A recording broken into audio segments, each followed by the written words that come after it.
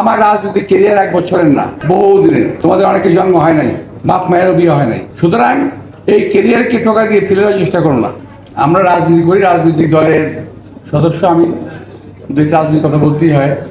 তো আজকে আপনার সঙ্গে আপনি জানেন যে আজকে আমাদের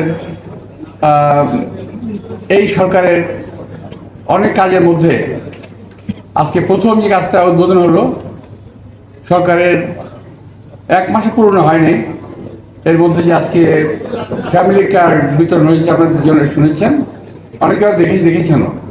এটা আমি মনে করি সরকারের একটা ভালো কাজের, কিংবা আমাদের যে 31 অঙ্গীকার ছিল সেটা একটা প্রথম অন্যান্য দফাগুলোকে পরিপালন করার প্রথম পদক্ষেপ আজকে আমাদের প্রধানমন্ত্রী নিয়েছেন। তাকে আমি ধন্যবাদ জানাচ্ছি আপনাদের সকলের মাধ্যমে। এরপরে আসবে কৃষক কার্ড সহ আর অনেক কিছু আসবে। কিন্তু এর মধ্যে বহু লোক বহুভাবে সমালোচনা করছে এই সরকারের। ভাবতে এরকম যে এই সরকার 1000 বছর ক্ষমতায় আছে, সরকার ক্ষমতায় আছে মাত্র কয়েকটা দিন। 17 বছর ছিল অন্য একটা দল, এইটা ভুলে গেলে চলবে না তো।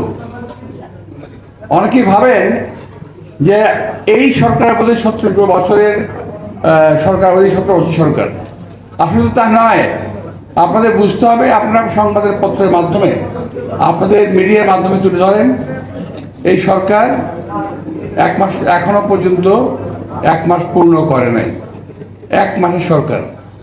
17 বছর বাংলাদেশে মানুষ যেভাবে কষ্ট করেছে, একইভাবে আমরাও কষ্ট করেছি। অনেকে জুলাই নিয়ে কথা বলেন, জুলাই যোদ্ধা ইত্যাদি ইত্যাদি, যে শুধু ওনারাই করেছেন। আরে ভাই, জুলাইয়ের মধ্যে আমিও তো ছিলাম। আমরা কথাটা বলি না। জুলাই যোদ্ধারা বলেন যে তারা বয়স কম, তারা করেছেন, বারো আমরা তো না করি না, কিন্তু আমিও ছিলাম। কর্ণফুলির সামনে ছিল আমার অবস্থান। তো আপনারা যারা বলতে যাচ্ছেন সরকার সময় যে এখনই করেন, কালকে দেখলাম স্লোগান নিয়ে মাঠে নেমে গেছেন ঢাকা বিশ্ববিদ্যালয়ের কোনো জায়গায়। ভাই, কার বিরুদ্ধে স্লোগান দেন? এই সরকার একটা নির্বাচিত সরকার।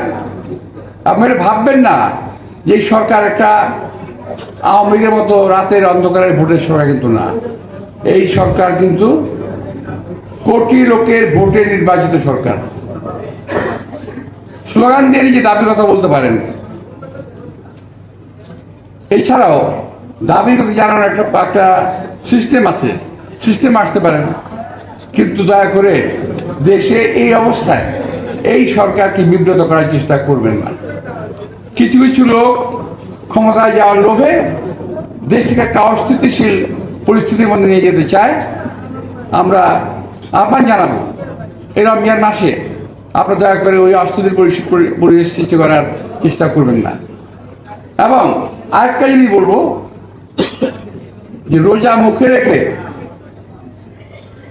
যেই হোক মিথ্যা কথাটা বলেন না, অপপ্রচার করেন না, উল্টা পাল্টা গালিগালাজ করেন না।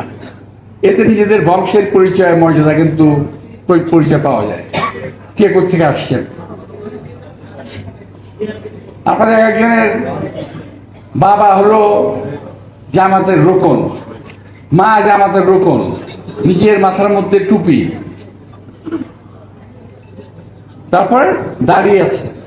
অর্থাৎ সুন্নতের সমস্ত কিছুর উপকরণ শরীরে রেখে যখন একটা মানুষ রোজা মুখে রেখে গালিগালাজ করে, তার রোজা কি থাকে? তো ভাই, আমি শুধু প্রতিবাদ করি, কথা আমি বলে গেলাম, কেন জানেন? অনেকগুলো মিডিয়া তো প্রতিবাদটা করে গেলাম। তবে আমরা রোজা মুখে রেখে গালিগালাজ করি না, মিথ্যা কথা বলি না, একজন মানুষের বিরুদ্ধে অপবাদ দিয়ে নিজেকে প্রতিষ্ঠিত করার চেষ্টা কখনো করি নাই।